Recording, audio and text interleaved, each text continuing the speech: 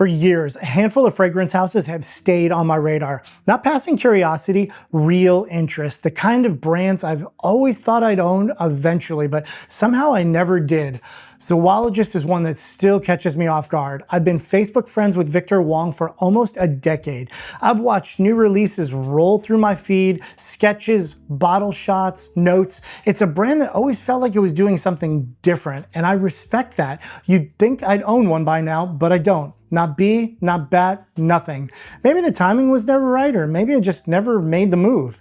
Then there's Ex Nihilo. Fleur Nicardique was the first scent I ever bought for my wife. It held signature status for a long time until other favorites started rotating in.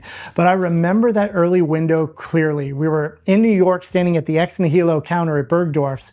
They had a custom station where you could adjust a scent, layer it, deepen it. And I thought about adding Eau de Fleur, making it something that I could wear too, but no one was ever there to help. So we walked away, and I've been thinking about that unfinished idea ever since. Le Labo Centel 33 was different. I smelled it before I even knew what it was.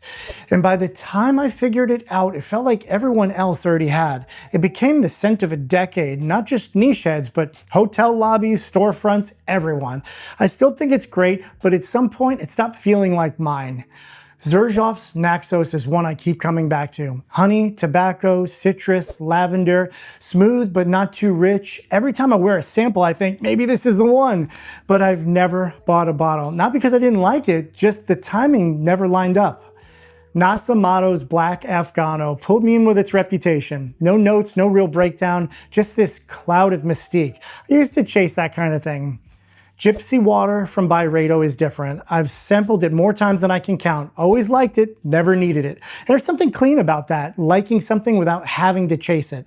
And then there's Philosophos, the fig, the bark, the clean green backbone that everyone recognizes. I respect what it did for modern perfumery, but it never made its way into my world. 7 houses, each one meaningful in its own way, all of them still missing from my shelf. Not because they weren't worthy, but because life moved and I didn't always follow. No regrets, just reminders that some bottles shape us even when we never own them. All right, we're gonna make this one a short one. I only have 5 bottles left to this box until this box is empty, and we're gonna grab another one, but I have 3 full boxes left, so there's a lot of unboxings to come. So here we go. Number 1. And I didn't make these easier to open like I said I was going to, but it's okay, we'll get into them. Okay. Nuit d'Issey Pulse of the Night by Issey Miyake. All right, we're gonna give this one a little spritz here.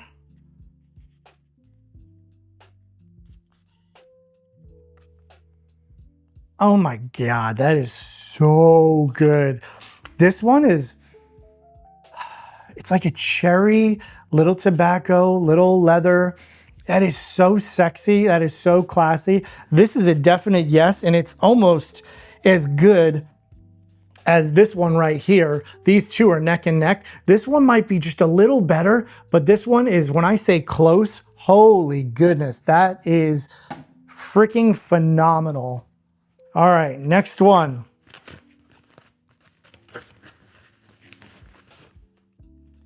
Okay, I think this is Azzaro Wanted, the original Wanted. So yes, this is 150 ml eau de toilette.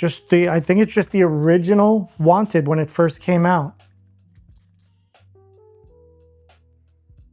Okay, that's really good. I mean, it's really good, but I'm using inflection because it's nothing that makes me go like, wow. Like that one, when I smelled that one, that was 100% wow. No question that that one was getting kept.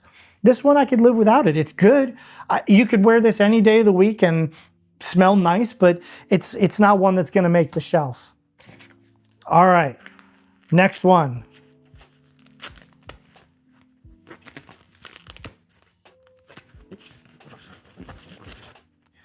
Okay. John Varvatos, someone correct me on that. I don't know which one it is, but this one is Artisan Blue. Artisan Blue.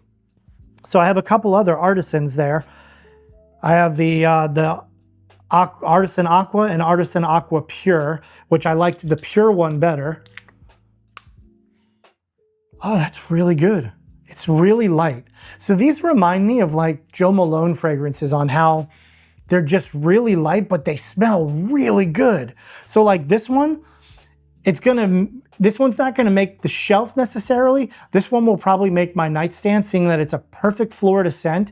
And not that you're supposed to wear fragrance to the gym, but you know, I might give a little spritz or two just so I smell, you know, like fresh out of the shower. You know, I don't spray myself up 500 times, but this might become, you know, like a gym bag scent. So maybe this gets thrown into the gym bag. So I'm gonna put it over here off to the side, but it's eventually gonna find its way into my gym bag. All right, here's the next one. Man, I wish I would have pre-opened these. There we go.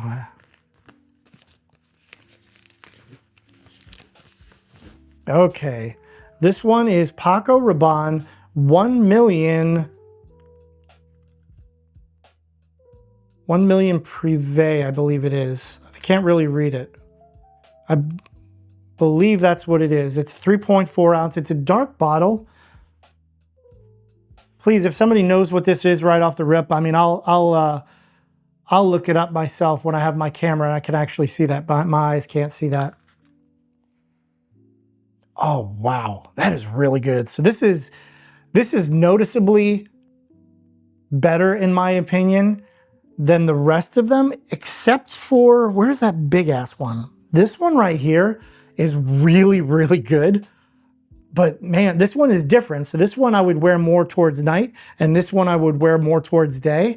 So these are probably neck and neck, as good as one another, and they are definitely better than what I remember the original smelling like. So yeah, this one's gonna go, there's not a ton of this left. There's probably only about that much left. So that's gonna go on my shelf. And after it starts to get a little cooler here in Florida, that one's gonna get worn, and I'm gonna just, you know, knock it out and wear the rest of it. All right, last one. Why does this one looks almost the same as that one? So this is 1 million Parfum. The bottle almost looks identical to the other one. Oh, wow, that's good. Woof, it is strong. Oh, 2 sprays is a mistake. Woo. Wow, it's good, but holy crap, is that nuclear? This smells cloying. I put 2 sprays on this thing, and I guarantee you 2 weeks from now, you're gonna still smell this thing.